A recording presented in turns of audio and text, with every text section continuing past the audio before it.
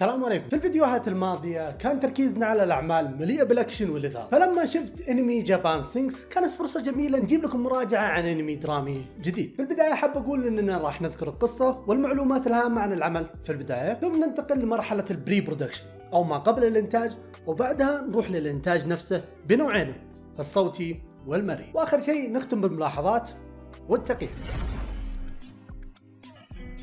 الأنمي مقتبس من رواية بنفس الاسم ألفت عام 1973، والاستوديو اللي انتج العمل ب10 حلقات هو ساينس تارو، واللي قدم لنا العملين بينج بونج دي انيميشن وديفل مان كراي بيبي. قصة الانمي تحكي فرضية كيف لو غرقت اليابان بسبب زلزال، ومن هنا خلونا نروح لمعلومة شاطحة. اليابان تقع على منطقة تسمى باسيفيك رينج اوف فاير، أي حلقة النار في المحيط الهادي، وهي أكثر مكان تحدث فيه الزلازل في العالم كله. واليابان على الرغم من أنها جزر صغيرة متفرقة، إلا أن 20% من الزلازل في العالم بمقياس 6 فأكثر تحدث على أراضيها، ومن أقواها زلزال توهوكو عام 2011، واللي سبب خسائر بمقدار 150 مليار دولار ووفاة 20,000 قتيل ودمار واحد من المفاعلات النووية، واللي سبب أول حالة طوارئ نووية في تاريخ اليابان. فالعمل ملامس الواقع بشكل مخيف جدا. اوكي، نرجع للقصة. ومن أهم محركات القصة هو التدرج التغيير من الحياة اليومية الطبيعية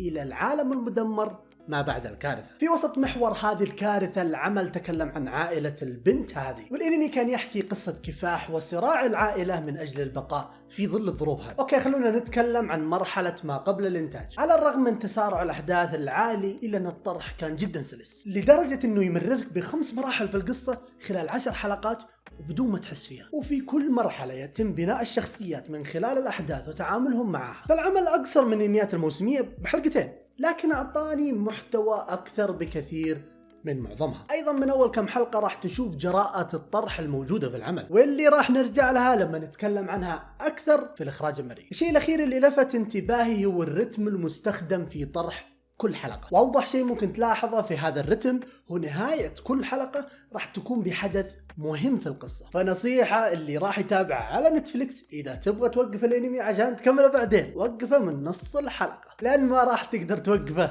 عند آخر حلقة. الحوارات المكتوبة كانت جدا مؤثرة في العمل وتحكي واقع تعايش الشخصيات مع الوضع، لكن مع ذلك في نقطة مهمة تخص التمثيل الصوتي. ومن هنا خلونا ندخل على مرحلة الإنتاج، ونبدأ مع أول نقطة في الإنتاج الصوتي، واللي هي زي ما قلنا التمثيل الصوتي. التمثيل الصوتي للأسف ظلم قوة كتابة الحوارات. ممثلين الأصوات كانوا عديمين مشاعر وقت التسجيل، ما وصلوا لك المطلوب منهم من مشاعر الشخصيات. أيضا العمل كان فيه جمل باللغة الإنجليزية، والمفروض الشخصيات يكونون متحدثين للغة بطلاقة، لكن ممثلين الأصوات كانوا أبعد شيء عن الطلاقة في اللغة الإنجليزية. واللي صار هو أنهم ما استخدموا اللغة الإنجليزية باللهجة اليابانية المعروفة، لكن كانوا يحاولون يتكلمون على أنهم متقنين وبطلاقة، فالنتيجة كانت كارثية. المعاناة كانت واضحة في إتقان الجمل الإنجليزية، ويطلعك من جو القصة على طول، خصوصا مع الشخصية هذه. لكن مع كل مساوئ الممثلين، إلا النقطة الثانية في الإنتاج الصوتي كانت في مستوى عالي من الإبداع، واللي هي الموسيقى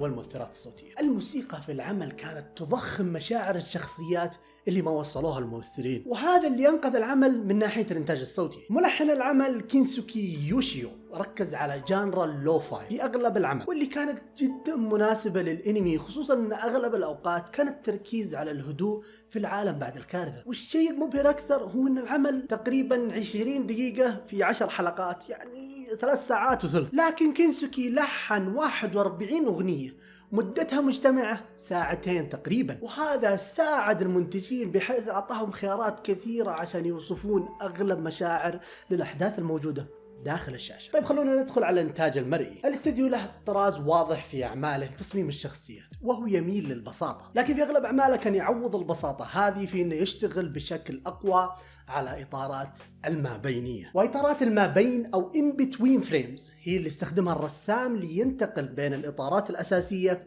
أو الكي فريمز، وكل ما كثرت كان الانتقال من إطار أساسي لآخر أكثر سلاسة. لكن للأسف الاستديو من هذه الناحية هذه المرة كان مقصر. احتمال كبير ان هذا بسبب ان الانتاج كان في وقت الجائحة، فكان في صعوبات على طاقم العمل بانه يشتغل بكامل قوته. في النقطة الثانية راح نرجع للما قلنا العمل جرير الطرح، والانتاج المرئي كان ابدا ما يتجنب الدموية في الأوقات المطلوبة. للأمانة الانمي مو أغلب دموي، لكن وقت الحاجة يقلب سوداوي لأبعد درجة. ملاحظات أخيرة: العمل كان جدا ممتع، وهو من النوع اللي تطفي مخك وتخليه على وضع الطيران الآلي، وتخلي المخرج هو اللي يقودك ويحكي لك القصة. كل حلقة 24 دقيقة مع مقدمة وخاتمة. وصحيح العمل مو كامل، لكن أنصح فيه خصوصا إذا تبغى شيء ما يحتاج تركيز عالي. وتقييم النهائي للانمي هو 3.6 من 5. في النهاية إذا حابين تشوفون انميات من نفس الجانرا نتكلم عنها علمونا في التعليقات. كالعادة